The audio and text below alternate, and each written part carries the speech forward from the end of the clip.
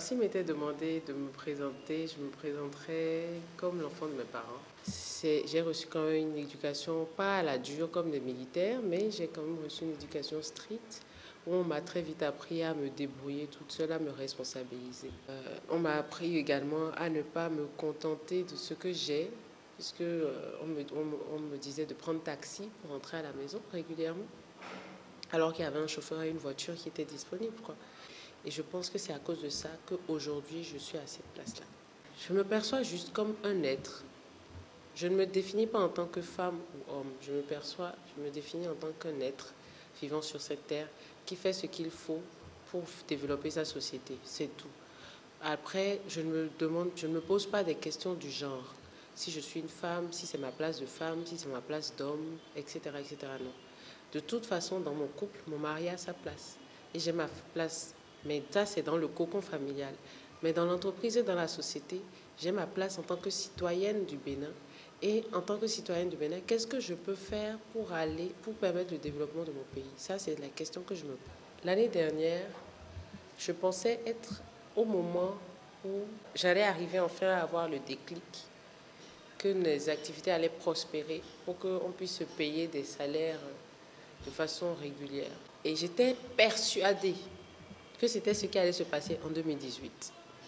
J'étais tellement persuadée que la chute a été terrible au moment où je me suis rendu compte, après au niveau du 6e mois, qu'en réalité, qu'on allait finir l'année et qu'on n'allait pas atteindre les objectifs prévus.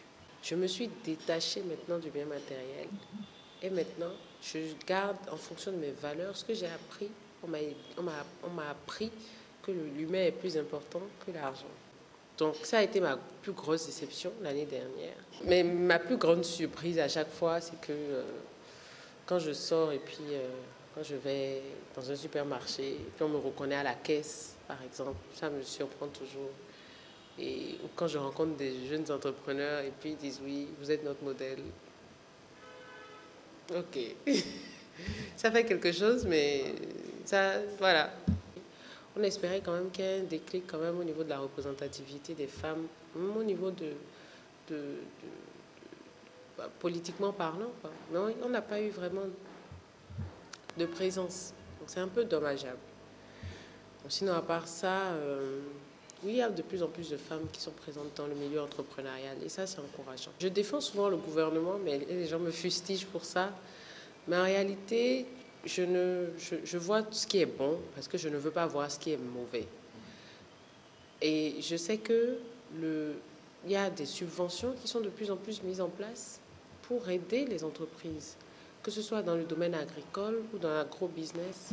Il y a le gouvernement qui a mis en place récemment, qui a négocié avec une banque pour pouvoir financer, offrir des prêts sans garantie à certaines entreprises. Il suffit juste d'être déclaré. Vous voyez, donc en réalité, le gouvernement fait des choses pour nous aider. Je vois toujours le verre à moitié plein plutôt que de voir le verre à moitié vide. Voilà.